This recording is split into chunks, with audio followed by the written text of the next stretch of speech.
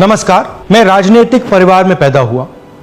जब मैं छोटा सा था 1980 में प्रियंका और मैं घर में लेई बनाते थे, रात को निकलकर पोस्टर चिपकाते थे। चुनाव समझता हूं, 20 साल से मैं स्वयं चुनाव लड़ रहा हूं। पोलिंग कैसे होती है, पोलिंग बूथ कैसे मैनेज किया जाता है, वोटर लिस्ट, फॉर्म 17, ये सब मैं गहराई से समझता हूं। कुछ समय पहले हमें दाल में काला लगा। चुनाव के नतीजे आते थे, मूड एक तरीके का होता था, रिजल्ट दूसरे तरीके का। मुझे याद है उत्तराखंड में हम चुनाव हारे। बाद में मैंने कैंडिडेट से पूछा कि जहां रोड शो हुआ था वहां जाके देखिए हमें कितने वोट मिले। हजारों लोग आए थे, पोलिंग बूथ में किसी ने वोट नहीं किया। यह असंभव था, यह हो ही नहीं सकता। उसके बाद छत्तीसगढ़ और मध्य प्रदेश के रिजल्ट, हमें लगा कुछ ना कुछ गलत हो रहा है। 2018 में मध्य प्रदेश में चुनाव होता है, हम जीतते हैं। हमारी सरकार चोरी हुई थी। 2023 में चुनाव होता है, मैंने अपने आंखों से भारत जोड़ो यात्रा में देखा, भयंकर एंटी इनकम्बेंसी, और हमें 65 सीट मिलते हैं। इम्पॉसिबल, हो ही नहीं सकता। और फिर महाराष्ट्र में पहली बार हमें सबूत मिला।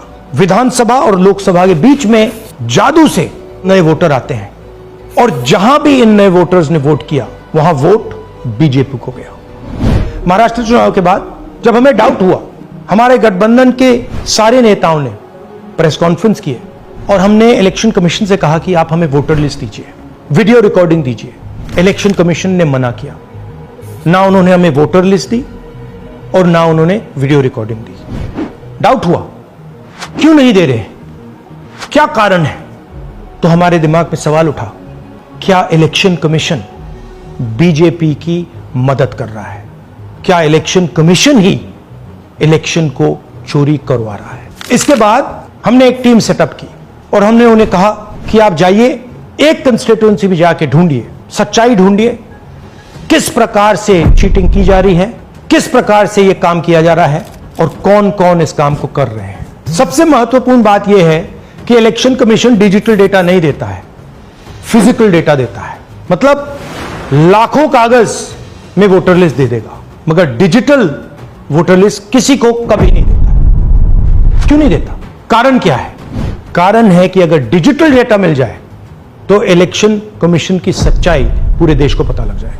हमने टीम को बताया, मैंडेट दी कि आप जाके चेक कीजिए, आप 5-7 सीटों पे पता लगाइए कि चीटिंग हुई, और अगर हुई तो कैसे हुई। टीम ने हमें एक दिन बताया कि 5-7 सीटों पे काम किया ही नहीं जा सकता। क्यों? मैंने उनसे पूछा क्यों नहीं किया जा सकता। उन्होंने मुझे ये कागज दिखाए। ये जो कागज हैं, ये एक लोकसभा के कागज नहीं है, ये एक विधानसभा के कागज है, और इन कागजों को हमने मैन्युअली सॉर्ट करना पड़ा। और पूरा का पूरा काम जो हुआ है, इसमें 6 महीने लगे हैं, और एक असेंबली सीट में हम ये काम कर पाए हैं। क्यों? क्योंकि डिजिटल डेटा नहीं दिया जाता। अगर इलेक्शन कमीशन ने हमें डिजिटल डेटा दिया होता तो हम ये कार्रवाई पूरे देश में, हर लोकसभा में, हर विधानसभा में 15 मिनट में करके दिखा देते। हमारे पास अनलिमिटेड रिसोर्सेज नहीं है, इसलिए हमने ये रिसर्च सिर्फ एक लोकसभा में, एक विधानसभा सीट में की। मगर मुझ में अब पूरा भरोसा है कि ऐसी 100 से ज्यादा सीटें हैं हिंदुस्तान में। जो यहां हुआ है उन सीटों में भी हुआ है। और याद रखिए, अगर बीजेपी को 10-15 सीटें कम आती तो आज नरेंद्र मोदी प्रधानमंत्री नहीं होते, इंडिया गठबंधन की सरकार होती। जांच ने 5 तरीके की चोरी पकड़ी है। डुप्लीकेट वोटर, जिसका मतलब एक वोटर के नाम वोटर लिस्ट में अनेक जगह आ रहे हैं। फेक एड्रेस, मतलब एड्रेस है ही नहीं, या फिर house number 0। Bulk voter in single address, मतलब एक छोटे से घर में 40, 50, 60 लोग रह रहे हैं। इनवैलिड फोटोज, छोटी सी फोटो है या फिर फोटो ही नहीं है, और वो जो छोटी फोटो वो दिखती भी नहीं है। कौन है, किसका चेहरा है, नहीं पता लग सकता। Misuse of form 6। Form 6 first time voters के लिए होती है, मतलब जिनकी एज 18-20 साल की हो, मगर वोटर लिस्ट में 90 साल के लोग फॉर्म 6 का प्रयोग कर रहे हैं। चुनाव में 6,50,000 वोटर थे, उसमें से 1 लाख चोरी के थे। अब मैं आपको 5 उदाहरण देता हूं। यह देखिए गुरकीरत सिंह डांग, इसका नाम 4 अलग अलग बूथों पे आता है। यह कैसे हुआ और क्यों हुआ?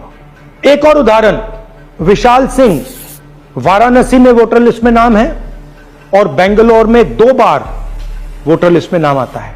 क्या ये वाराणसी में वोट कर रहे हैं या बेंगलोर में वोट कर रहे हैं या दोनों जगह वोट कर रहे हैं? एक और उदाहरण देखिए, हाउस नंबर 0। तो आपने कभी सुना है हाउस नंबर 0? हमने तो नहीं सुना था, मगर बेंगलोर में हजारों हाउस नंबर 0 हैं वोटर लिस्ट पे। हाउस नंबर 35 की कहानी सुनिए। छोटा सा घर है, ज्यादा से ज्यादा 4 लोग रह सकते हैं, मगर इस 35 में 80 लोग वोटर लिस्ट में रजिस्टर्ड है।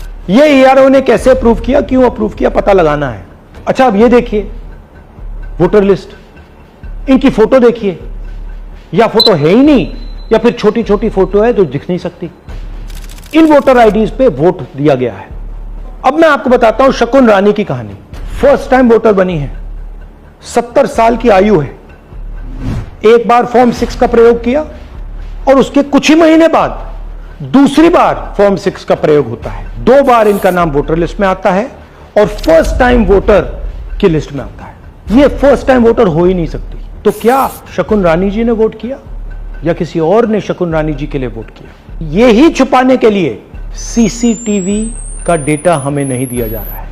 और ये शकुन रानी जी अकेली नहीं है, ऐसे हजारों लोग हैं जिन्होंने फॉर्म 6 का प्रयोग करके 2-3 बार वोटर लिस्ट में नाम डाला है। हमने पहले इलेक्शन कमीशन से इलेक्ट्रॉनिक वोटर लिस्ट मांगी थी, सीसीटीवी फुटेज मांगी थी। उन्होंने अपना काम नहीं किया, हमें नहीं दिया। फिर हमने अपना इन्वेस्टिगेशन कराया, आरटीआई भरे और हमारे पास डेटा आया। भाइयों और बहनों, सच्चाई यह है कि हिंदुस्तान में इलेक्शन कमीशन और बीजेपी मिलकर इलेक्शन चोरी कर रहे हैं। यह पूरा का पूरा सबूत ब्लैक एंड व्हाइट में आज हमने आपको दिया है। इलेक्शन कमीशन जानता है कि हमने उनकी चोरी पकड़ ली है, इसीलिए एसआईआर आया है। यह एसआईआर जो है इंस्टीट्यूशनलाइज चोरी है।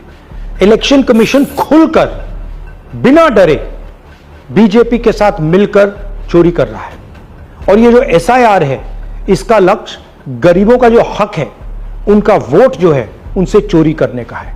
मैं आपको एक और बात बताना चाहता हूं। इस पूरी इन्वेस्टिगेशन में हमने वोटर एडिशन को देखा है, मगर जितना एडिशन होता है शायद उससे ज्यादा डिलीशन होता है, सबट्रैक्शन होता है।